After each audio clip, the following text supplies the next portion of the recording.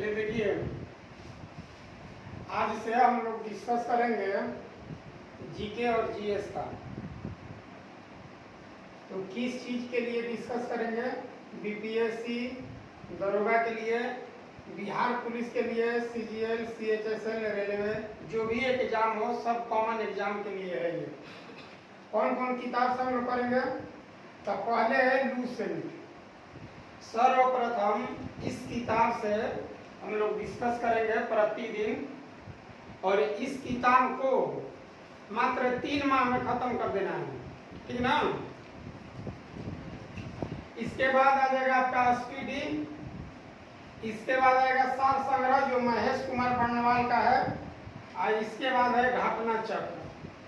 तो ये 4 किताब मिनिमम हम लोग खत्म करेंगे मात्र 6 महीना में। अब जितना जल्दी है आप लोग टाइम लेबर कीजिए। देखिए, आज का टॉपिक है आपका मुगल। कौन वंश है? मुगल वंश, ठीक ना? तो आप बताइए, मुगल वंश के संस्थापक कौन था? बाबर। मुगल वंश के संस्थापक कौन था? बाबर। पौध पातशाही की स्थापना किसने किया था? बाबर ने। मुगल का अर्थ क्या होता है? मुगल का अर्थ, तो मुगल का अर्थ होता है बहादुर। मुगल का अर्थ क्या होता है?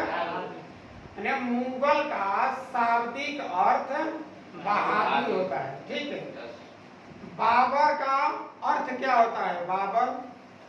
बाबर का शाब्दिक अर्थ बाघ। बाबर का अर्थ क्या होता है?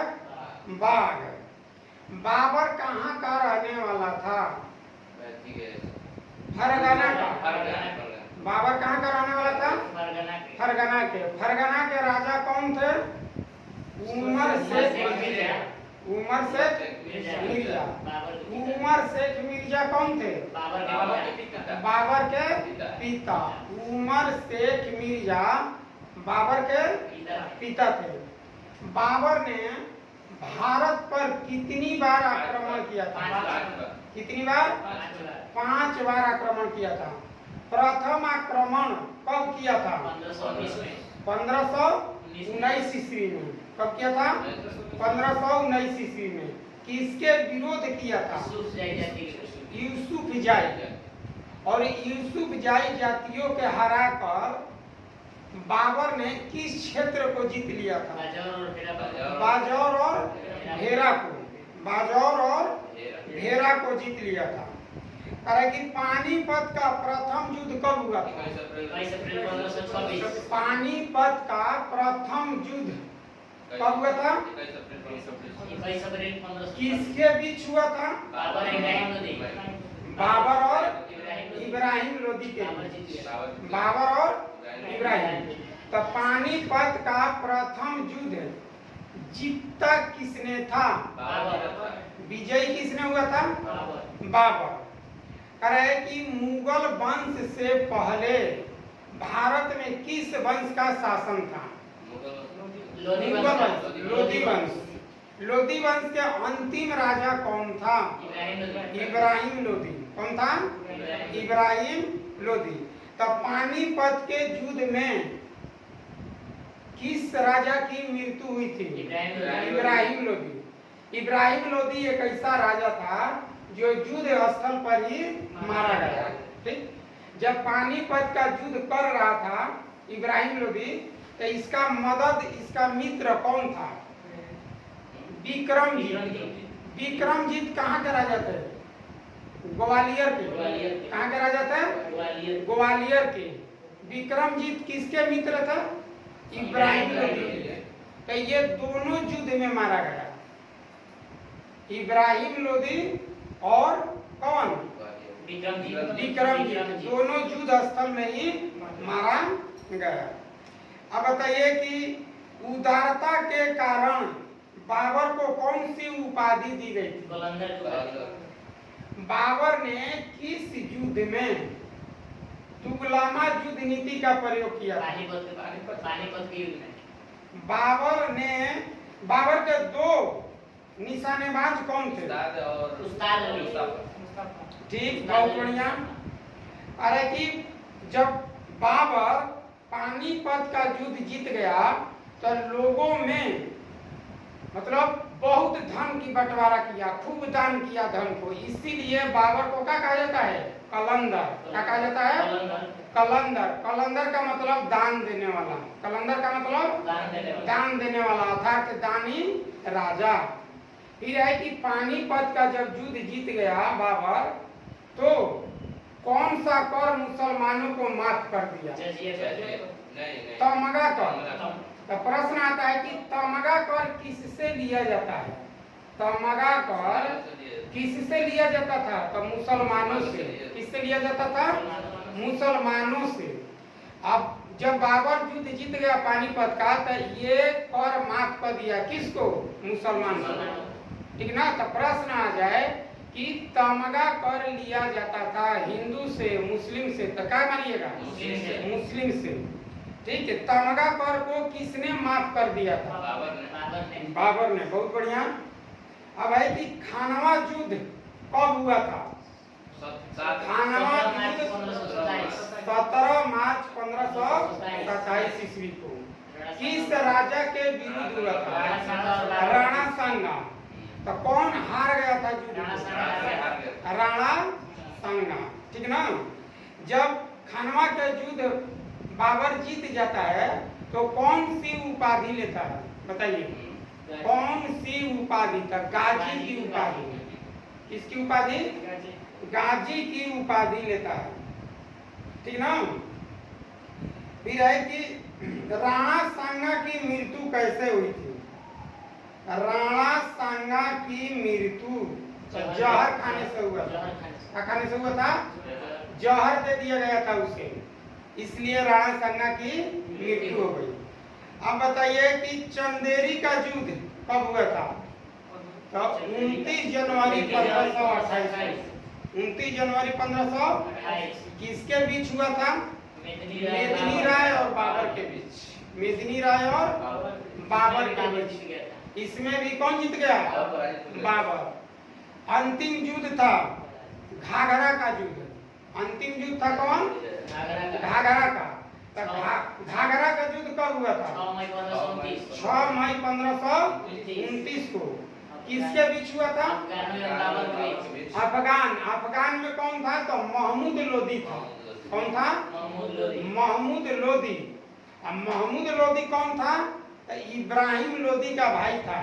इब्राहिम लोदी का भाई। आज आए कि महमूद लोदी कौन था? तो क्या बताइएगा? तो जो अंतिम युद्ध लड़ा गया बाबर के द्वारा, तो किसके द्वारा लड़ा गया? महमूद लोदी के द्वारा। समझे? अब प्रथम युद्ध किसके द्वारा लड़ा गया? इब्राहिम लोदी के द्वारा। तो अगर ये पूछ लिया जाए आपसे कि किस वंश के साथ अंतिम युद्ध हुआ था बाबर का? लोदी वंश के अंतिम युद्ध स्टार्ट किससे हुआ था? तो लोदी वंश। यानी इब्राहिम लोदी से शुरू हुआ, अंत किससे हुआ? महमूद लोदी पर। तो ये 5 गो जो युद्ध है किसने जीत गया? 5 युद्ध बाबर। कौन जीत गया? बाबर किस भाषा का ज्ञाता था? तुर्की भाषा का। किस भाषा का? बाबर नामा पुस्तक के लेखक कौन है? बाबर। आप बाबरनामा किस भाषा में लिखा गया है? तुर्की भाषा में। कौन सी भाषा में? तुर्की भाषा में। अब बाबरनामा को फारसी में अनुवाद किसने किया था? अब्दुल रहीम खान खान। तो देखिए ये इतिहास क्या था। तो कल आप लोग का है हुमायूं पढ़ के आइएगा चैप्टर। ठीक ना? कल आपका है हुमायूं का। तो कल हम लोग हुमायूं पर चर्चा करेंगे। इसके बाद हम लोग चर्चा करते हैं ज्योग्राफी का। ज्योग्राफी में पढ़ेंगे भारत का भूगोल। क्या पढ़ेंगे? भारत के भूगोल पर डिस्कस करेंगे। तो सर्वप्रथम आप बताइए कि भारत चलिए भारत जनसंख्या के दृष्टि से किस स्थान पर है विश्व में? क्षेत्रफल में किस स्थान पर है? क्षेत्रफल में 17वां। में 17 है। कह रहा है कि भारत उत्तरी गोलार्ध में कितने अक्षांश पर है? उत्तरी अक्षांश में 8 degree 4 minute, 8 degree 4 minute, 37 degree 6 minute उत्तरी अक्षांश है। और पूर्वी देशांतर में है 68 डिग्री 7 मिनट, 97 डिग्री 25 पूर्वी देशांतर। तब बताया गया कि ग्लोब पर भारत कहाँ है? तो क्या बताइएगा? उत्तरी गोलार्ध में और पूर्वी देशांतर में, इसीलिए कहते हैं उत्तर पूर्व में है। कहाँ है? उत्तर पूर्व में। उत्तर पूर्व में है। भारत का क्षेत्रफल कितना है?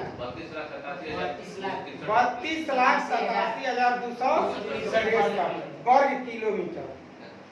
फिर आपको बताना है कि क्षेत्रफल के दृष्टि से भारत से जो बड़े देश है उनका नाम बताना है, क्रम बताना है। तो सर्वप्रथम विश्व में कौन सा देश बड़ा है? रूस क्षेत्रफल में। तब है कनाडा, रूस के बाद कनाडा, चीन, अमेरिका, ब्राजील, ऑस्ट्रेलिया। 6 नंबर पर ऑस्ट्रेलिया है, 5 नंबर पर ब्राजील है, 4 नंबर पर अमेरिका है, 3 नंबर पर चाइना है, 2 नंबर पर कनाडा, 1 नंबर पर रसिया, और भारत किस नंबर पर है? 7 नंबर पर। 8वां नंबर पर कौन है? अर्जेंटीना। 8वां नंबर पर कौन है? अर्जेंटीना। अब बताइए कि भारत के पास क्षेत्रफल कितना है? भारत का क्षेत्रफल तो 2.42%। विश्व के क्षेत्रफल के 2.42% है। जनसंख्या 2011 के अनुसार बताना है, भारत के जनसंख्या कितना परसेंट है? तो 17.5%। इसके बाद है कि जनसंख्या के दृष्टि से विश्व के 8 बड़े देश का नाम बताना है। 8 वो देश है, ठीक ना? कौन कौन है? पहला है चीन, दूसरा है भारत, तीसरा है अमेरिका, चौथा है इंडोनेशिया, 5वां ब्राजील, 6ठा पाकिस्तान, 7 बांग्लादेश, 8 रूस। 8 नंबर पर कौन है? रूस। 1 नंबर पर कौन है? चाइना। 2 नंबर पर कौन है? भारत। और 7 नंबर पर कौन है? बांग्लादेश। 7 नंबर पर कौन है? 3 नंबर पर अमेरिका, 4 पर इंडोनेशिया। अच्छा बताइए, भारत जो है उत्तर से दक्षिण इसकी लंबाई कितनी है? पूछ देगा कि 2 ध्रुवों के बीच, मतलब उत्तरी ध्रुव और दक्षिणी ध्रुव के बीच जो लंबाई है वह कितना है? क्या बताइए? 32-14 किलोमीटर। और पूरब से पश्चिम कितना है? 29-33। भारत के स्थल सीमा की लंबाई कितनी है? 15,200। तटीय रेखा की लंबाई कितनी है? 7,075 और मुंह के भूमि के तटीय लंबाई कितनी है? 6100 किलोमीटर। अब देखिए आगे है कि बांग्लादेश करे कि भारत के कुल कितने राज्य पड़ोसी देश की सीमा से? 16 पड़ोसी देश से कितने राज्य लगे हुए हैं? 16 राज्य, ठीक ना? भारत की जलीय सीमा से कितने देश हैं? जलीय सीमा से 7 वो देश है। जलीय सीमा से कौन देश है? पहला है पाकिस्तान, दूसरा मालदीव, तीसरा श्रीलंका, चौथा बांग्लादेश, 5वां म्यांमार, थाईलैंड, इंडोनेशिया। ये सब क्या है? जलीय, ठीक ना? जलीय सीमा।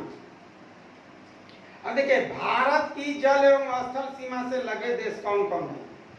बांग्लादेश, म्यांमार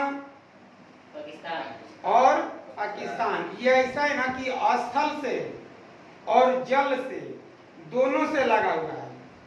फिर बताइए भारत के सबसे दक्षिणी बिंदु कौन है? इंदिरा पॉइंट। इंदिरा पॉइंट कहाँ है? तो ग्रेट निकोबार में। कहाँ है? ग्रेट निकोबार में। इंदिरा पॉइंट का अन्य नाम क्या है? पिगमिलियन। कौन? पिगमिलियन पॉइंट। इसे अन्य नाम पार्सन पॉइंट भी कहते हैं, पार्सन। फिर बताइए, भारत और चीन के सीमा के बीच कौन सी रेखा है? भारत और चीन, मैकमोहन रेखा। भारत और चीन के बीच मैकमोहन रेखा है। तो चलिए इसमें ज्योग्राफी में इतना ही रहने देते हैं। इसके बाद आपसे पूछा जाना है, इसी के आगे याद कर कहिएगा, भूगोल में इसी पेज के आगे कि बांग्लादेश से कौन कौन आ जाए, चाइना से कौन कौन है, पाकिस्तान से कौन है, ये सब आप लोग को कल याद कर कहना है, ठीक ना? ठीक है। अब चलिए आगे सिविक्स, पॉलिटिकल साइंस में आज हम लोग पूछताछ करेंगे नागरिकता के बारे में। तो बताइए, हमारे संविधान में कुल कितने भाग हैं? 22 भाग है। कितने भाग हैं? 22 भाग हैं। तो 22 भाग में नागरिकता का वर्णन कहाँ है? भाग 2। भारत की नागरिकता कैसी है? एकल नागरिकता है। भारत की नागरिकता कहाँ से लिया गया है? भारत के नागरिकता में किस कार्य आर्टिकल पढ़ना है बताइए? आर्टिकल 5 से 11 5 से 11। कुल कितने आर्टिकल हैं? 7। कुल कितने आर्टिकल हैं? 7 है। कारण कि नागरिकता प्राप्त करने के कौन कौन तरीका है? तो जन्म के आधार पर, वंश परंपरा के आधार पर, देशीकरण के द्वारा, पंजीकरण के द्वारा और भूमि विस्तार। जन्म से, वंश परंपरा के द्वारा, देशीकरण से, पंजीकरण द्वारा और भूमि विस्तार से। कारण कि नागरिकता के बारे में कानून कौन बनाता है? बोलिए। नागरिकता के बारे में कानून कौन बनाता है? संसद। कारण कि 26 जनवरी 1950 को जो बच्चा जन्म लिया है, 26 जनवरी 1950 को या उसके बाद जन्म लिया है, तो उसे किस आधार पर नागरिकता दिया जाएगा? वंश परंपरा के आधार पर। किसके आधार पर? वंश परंपरा के आधार पर। कारण कि प्रत्येक व्यक्ति जिसका जन्म संविधान लागू होने अर्थात 26 जनवरी 1950 या उसके पश्चात में हो, वह भारत का नागरिक होगा।